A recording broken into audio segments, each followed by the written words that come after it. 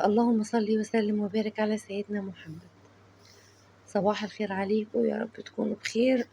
عفوا، بخير وصحة وفي أحسن حال.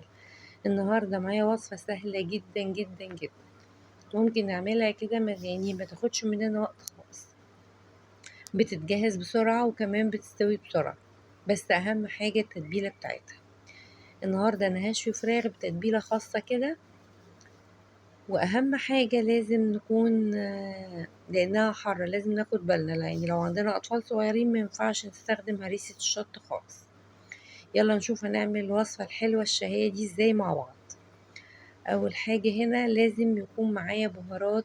البهارات دي بهارات هندية، البهارات دي جرام مسلة، ممكن نجيبها من سلطنة، ممكن نجيبها من عطار عادي، مش هتفرق كتير.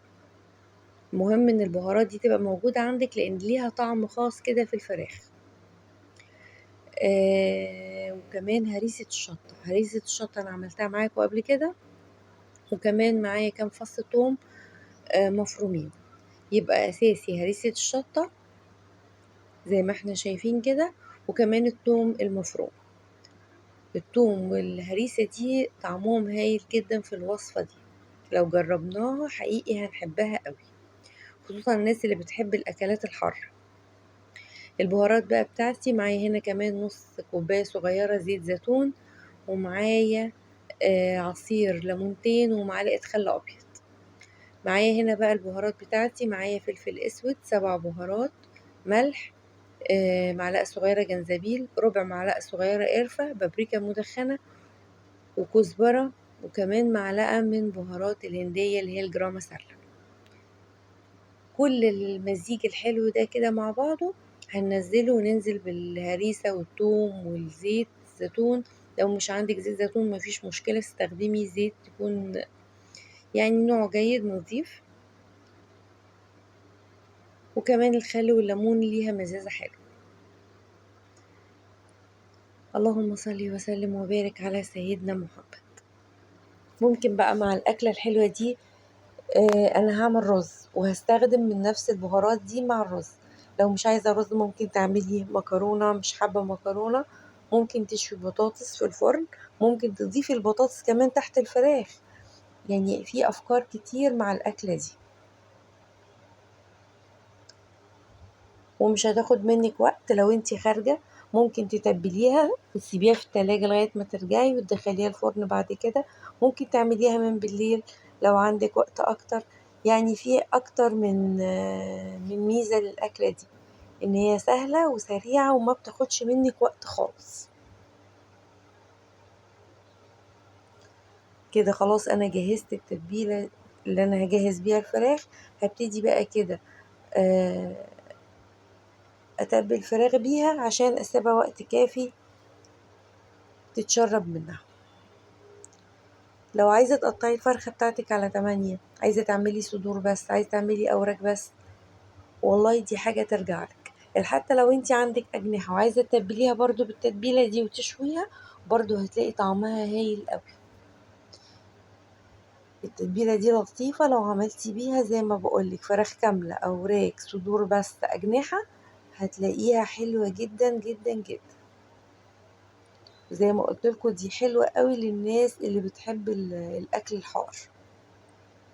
وطبعا لو انتي عايزة التتبيلة دي من غير هريسة شطة مش هيجرى اي حاجة، استغني عن الفلفل او الهريسة واعمليها بيها، لان في ناس ما بترتاحش او معدتها ما بترتاحش مع الاكل الحار، فهنستغنى عن الهريسة خالص، وهنتبل بنفس التتبيلة ونفس المكونات الباقية، الثوم ونفس البهارات وزيت الزيتون والخل والليمون.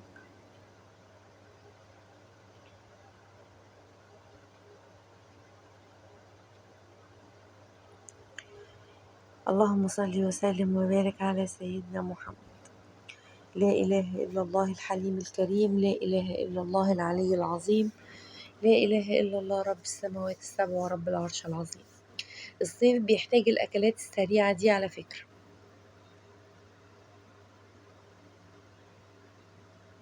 وطبعا أنا عملت معاكم قبل كده محلول النقع للطيور والفراخ.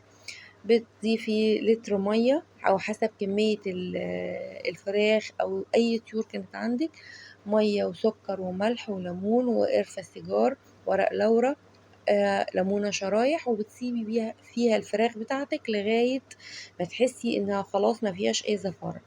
بتشطفيها وبتصفيها وبتبتدي بقى تتعاملي معاها سواء سليق او شوي او ايا كانت الطريقة. هنا انا معايا صينية فيها شرايح بصل، هنزل الفراخ بتاعتي فيها، وطبعا هكون مجهزة الفرن سخن.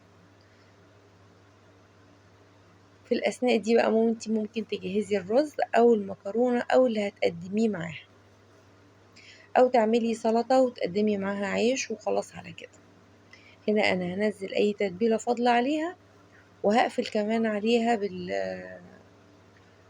بورق الزبدة.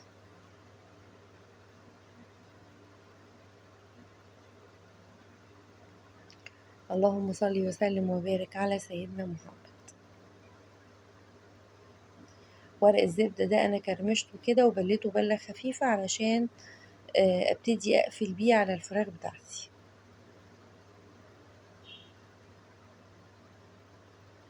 كده هو مش هيلزق في الفراخ خالص، وكمان هيأدي وظيفته ان هيبقى عازل ما بين الورق الفويل والفراخ عشان يكون اكلنا صحي ومظبوط.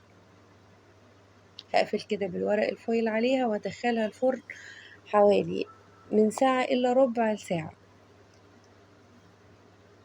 كل كيلو من الفراخ بياخد حوالي من ساعة الا ربع ساعة، سواء الفراخ بتاعتك حمرا او بلدي او حتى فراخ بيضة. بس الاسرع اسرع الفراخ البيضة، لانها ما بتاخدش اي نوع خالص من التسوية، يعني الوقت بتاعها بسيط جدا، لكن البلدي بتاخد وقت شوية. هنا خلاص كانت استوت وطلعت من الفرن، وانا كنت جهزت الرز بتاعي. الرز برضو المصري احنا عارفينه بياخد كوباية سائل، كوباية مية لكوباية رز.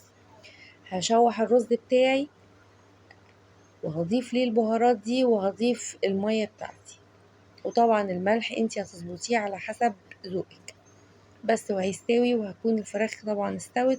هتقدميها بالطريقة البسيطة السهلة الحلوة دي. طبق حلو قوي وشهي قوي. لو خرجنا بره واكلنا الطبق ده هيكون غالي، لكن في البيت اقتصادي وسهل، وكمان هيعجب ولادك. لو عجبتكم الوصفة ياريت تقولولي في التعليقات، وياريت تقولولي بتتابعوني منين. يا رب كل وصفاتي تعجبكم وتكون مفيدة وسريعة وسهلة.